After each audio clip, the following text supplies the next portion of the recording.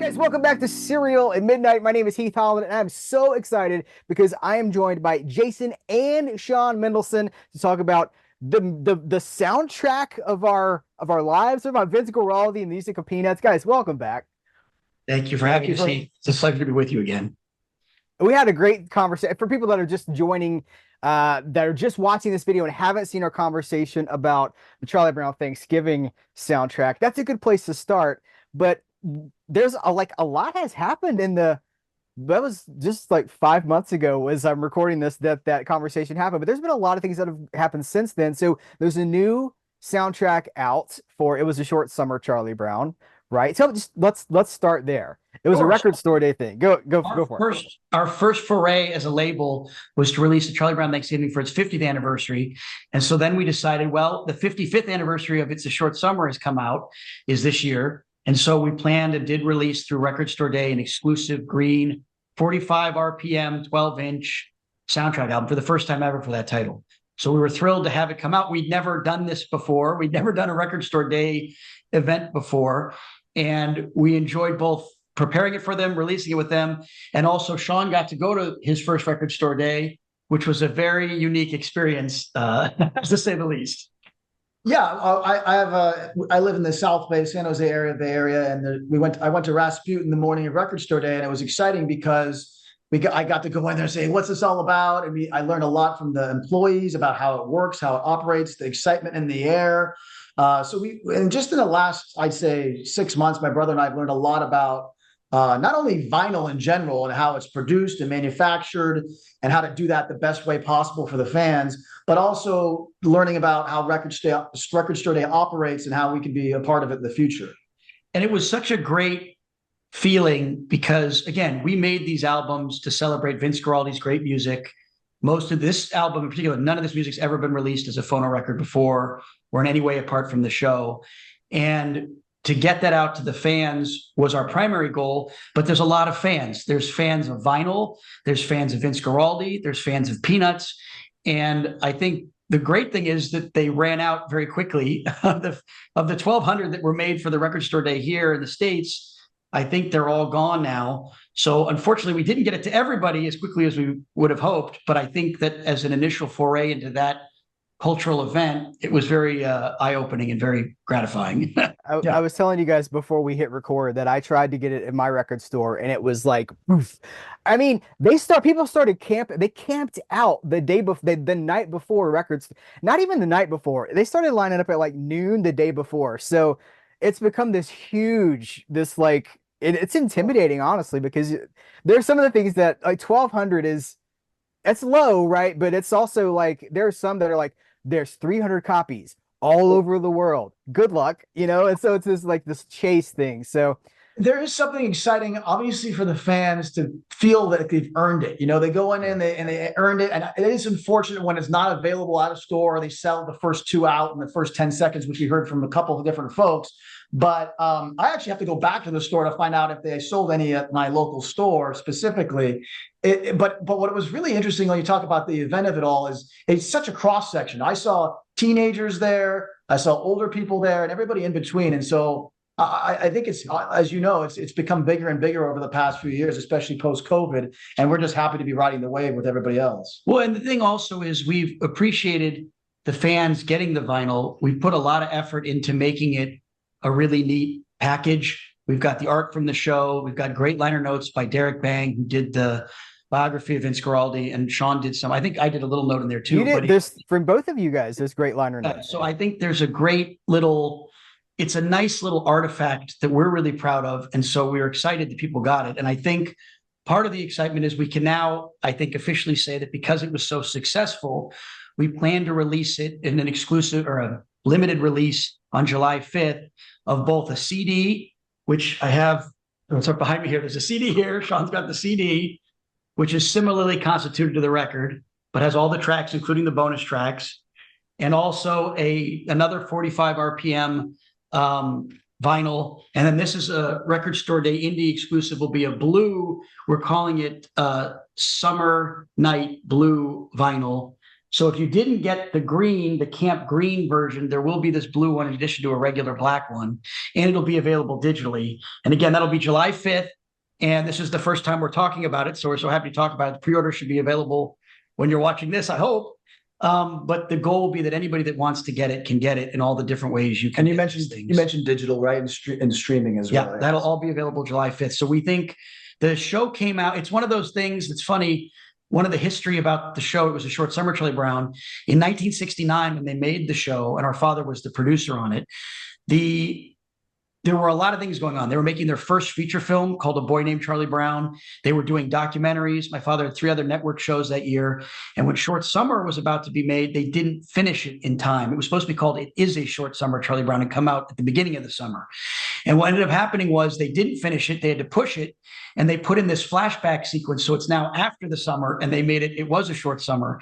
And they did the music late as well, because Guaraldi had been working on the soundtrack for the feature film, which he was eventually nominated for an Oscar for. But when against the Beatles, which against the Beatles, which another irony. Behind your head, I see it behind your head. And on Record Store Day, the Beatles had a new release, and we had a Vince Guaraldi release. So we're still 55 years later competing head to head with the Beatles. Nice, very cool. There you go. And so, but the irony for us is it's similar here, where it's like one thing will come out at the beginning of the summer, and one thing will come out in the middle of the summer, and hopefully it'll satisfy everybody. We're incredibly proud of the soundtrack. All of the songs are amazing. It's a huge, big brass sound. It was the last soundtrack from the 60s that they did. It is, a lot of the cues are very short, but there's a song, Love Will Come, that is a bossa nova feel, that is, in the TV show, it's buried under the dialogue and the effects. And on the record, you hear it for the first time. And I think it's become one of our favorite tracks of all of them. And there's so many other fun ones. And we think what's cool is the show, which you can, of course, watch on Apple TV anytime you want if you're a subscriber, is fantastic. But the soundtrack is also fantastic and tells a story even without the rest of the show.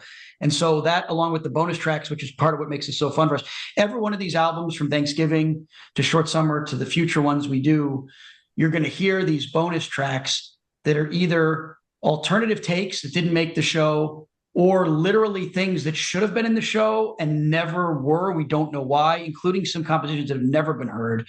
On this one, it's all alternative takes and other little things where they're working together on the project.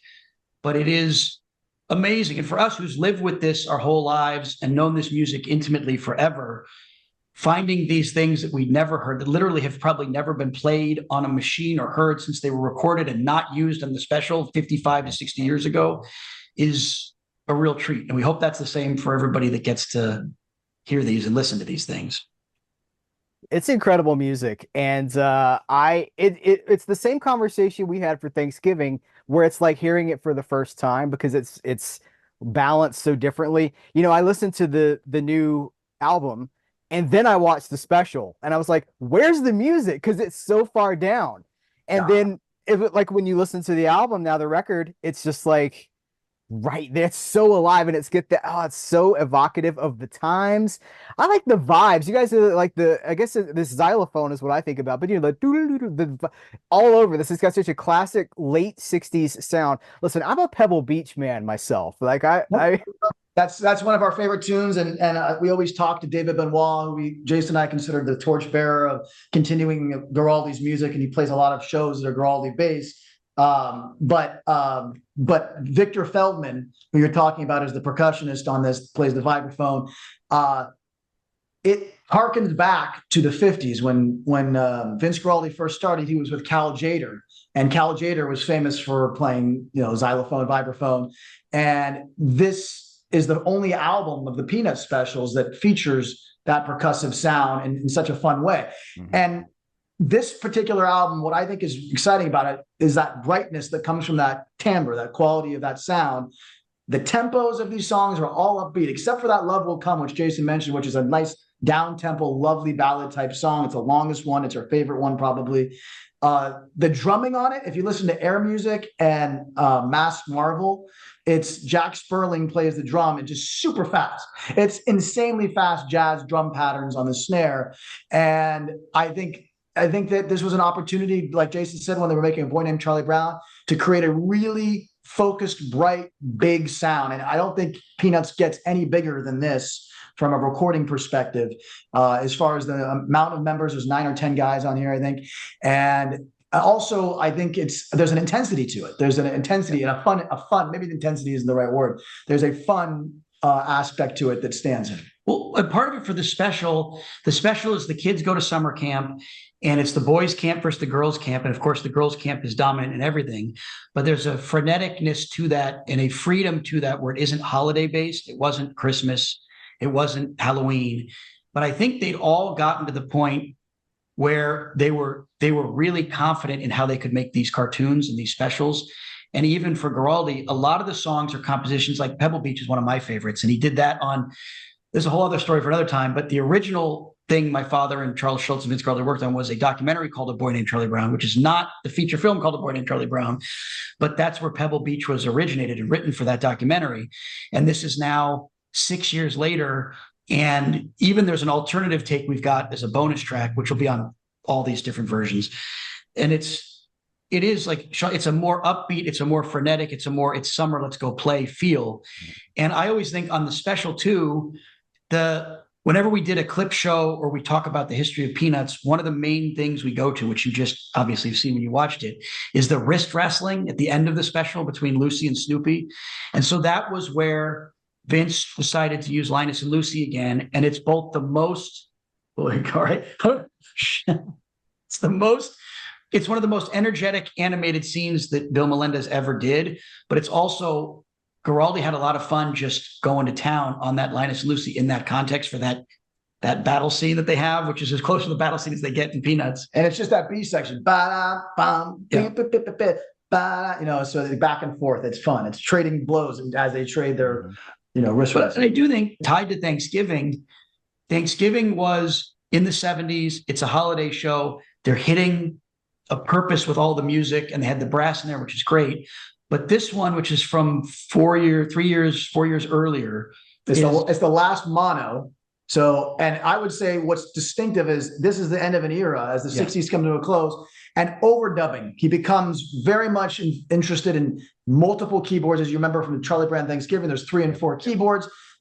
And they're playing, so in essence, they're playing himself on top of himself, whereas this is a large band playing together and creating that live, percussive brass sound. And that's the most fun thing for, at least for me, and I think Sean agrees, is you have all this music from these 10 years, 11 years where Guaraldi did the scores for the Charlie Brown specials. And they're all very different and idiosyncratic in every way, but they're also all so similar, whether it's the same composition that he's repurposing, or it's just the idea of this is not just underscoring. These are characters. This is his giving his interpretation of the life of these iconic characters, whether it's Charlie Brown or Snoopy or Peppermint Patty or Linus or Lucy. And that's part of what I think makes it so fun to go through all of these different ones. So what I love about the Peppermint Patty theme is one of my favorites, and I love how it's different depending on what the project is. And it sounds totally different in this one too. It's got like that more, it's hard to even describe, but everyone is so unique and they're kind of in a different, go ahead. I appreciate you bringing Peppermint Patty up. That's one of Jason's favorite songs, and he was the voice of Peppermint Patty in the 80s. When he was younger, he was the voice of Peppermint Patty. But that cue was used more than even Linus and Lucy in the 70s and on every show. And so when you talk about that, it's treated differently in every show. And sometimes it could be just the B section, or it's an instrumentation thing, or it's just a solo over the chords that are referencing it, or it's just an overall vibe. He changed. Even when he performed these songs live, he would perform Linus and Lucy 4 different ways in the same set. A Latin version, a straight ahead version, a ballady version, and you hear that pop up on these cues over the course of the specials. And what's fun, I think, too, and I'm probably extrapolating too much from this, but when Charles Schultz, when they made Charlie Brown Christmas in 1965, Peanuts had already been around for 15 years. It was already the biggest comic strip and the biggest thing in the newspapers from 1950, for October 2nd, 1950. When they did Christmas, it was the first time on TV, and it was a big deal for all of them. But by the time they were rolling with the specials, Charles Schultz had introduced Peppermint Patty, later Marcy and Franklin, and Woodstock, who did not exist at the beginning of the TV specials run. But I think that those became the characters that were the most fun to use because they were the newest by the end of the 60s and the early 70s. And so I think the music also reflected that, because Parent Patty is this latchkey kid who does whatever she wants and is very confident, except when she isn't. Like all the Peanuts characters, when they aren't, they aren't. But she is very confident most of the time. And I think that lent itself to the theme that he then used, like Sean said, more than almost any other theme throughout the rest of their run on those. But I'm biased because I got to voice Parent Patty. So I've always liked that song the most because my character, she's my favorite character. So, but I, again, have bias because I started playing when I was 9 years old. So that's the way it goes for me. These tracks came from, we talked about this in the first interview, our first conversation. Let me hit it just for people so they're not completely in the dark. This was like a pandemic discovery. You were looking for something and you found this mountain of audio tracks. Yes. This could continue, right? It sounds like there's more that could be to come. I can't imagine why not. They've been incredibly well received. We love making them.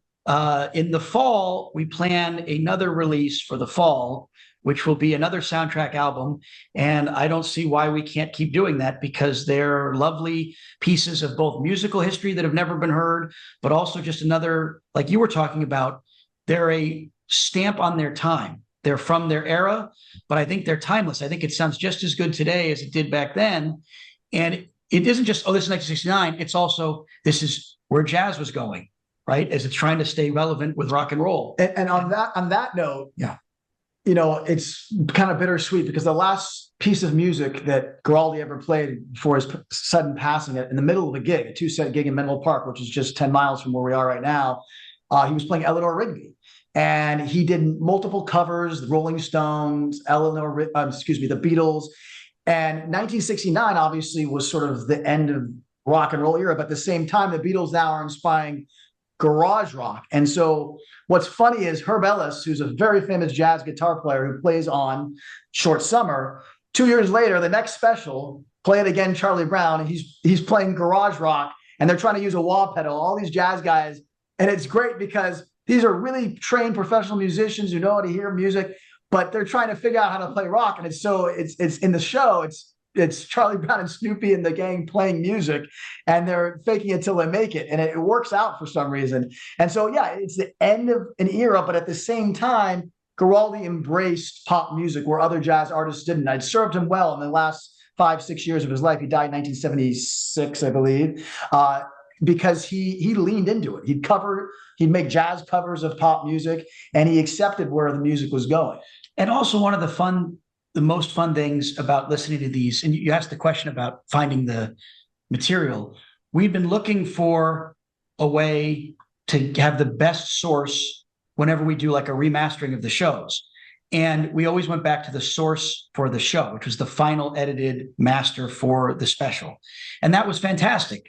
But when there were certain things we heard that we didn't like in previous things that had come out, and so we went on a quest to make a better version of one of those albums. Like that one back there. Maybe that one. But we did that. And so, but in looking for that one, we found these other ones, and it was revelatory, not just because we had a better source and a better starting point, but also because in some cases we would hear Bill Melendez in the room or our father in the room, and we hear Vince, when he didn't get something right, the jokes he would make.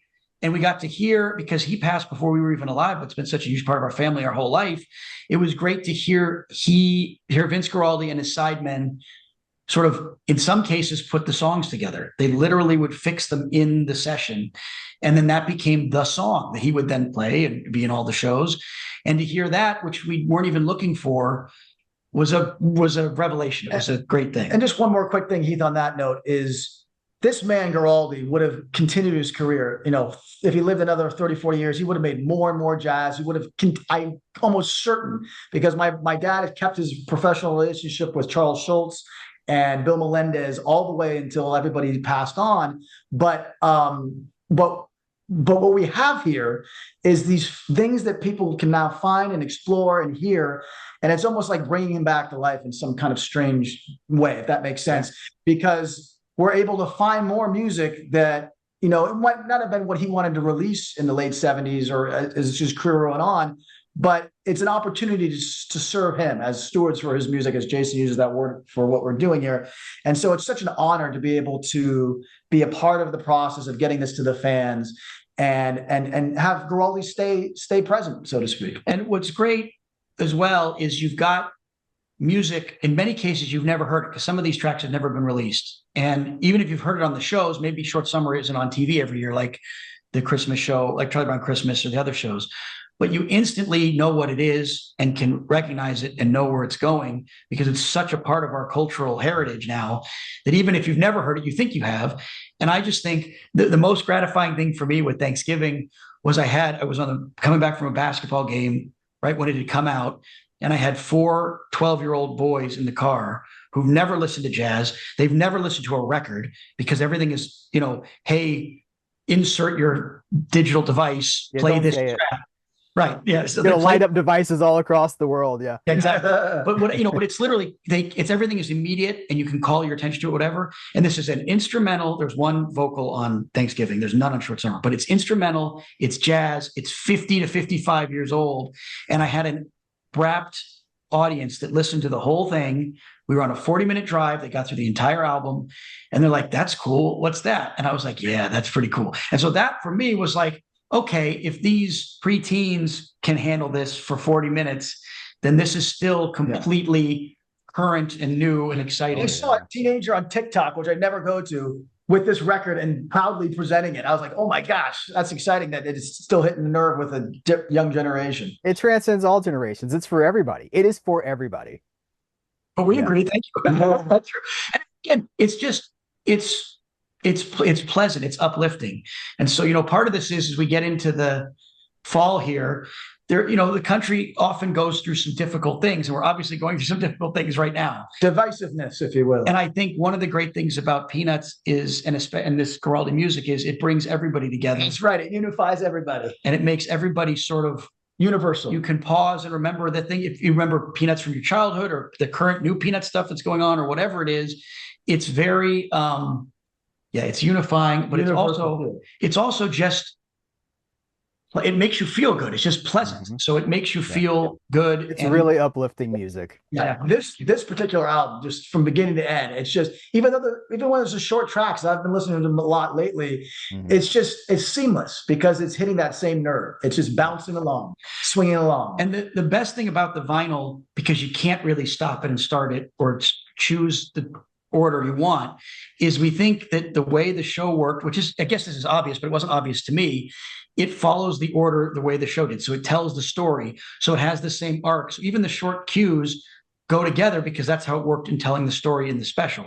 So it tells that same, it tells a narrative just with the music as you're listening to it on the album. And I think hearing it on a vinyl album is probably the best way to get that, because you can't trick it. Did we mention it's a 45? It's very specifically a 45. So I've noticed, again, becoming a vinyl enthusiast, it sounds that much more. You can hear all the bass and the details, the highs, the lows. Everything comes up cleanly for the listener. And so from the audiophile perspective, this particular one, I think, is really going to be enjoyed.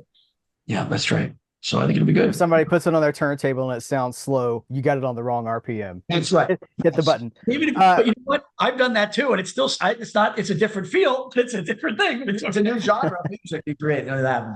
Yeah. All right, so this is great. Thank you guys so much. I'm going to put links. If there are links, I'll put links in the description of this episode so people can find it. And fellas, I hope you come back when there's more to talk about. This is always a blast to talk to you. We'd love this. It might be very soon. If you'll have us back, we'd be happy to join you again. We love talking about this with you. And you've been so great interviewing us. And also, even if you didn't like the music, I'd love talking to you. But the fact that you're such a big fan of it too is very gratifying for us, because we're kind of in a bubble where we don't get to hear from people very often. And so I'm not asking everybody to start writing us or calling us about this, but especially because I got many people that were upset that they didn't get the green. But now I didn't have blue. Now you don't have to give out your home phone number so people can. That's right.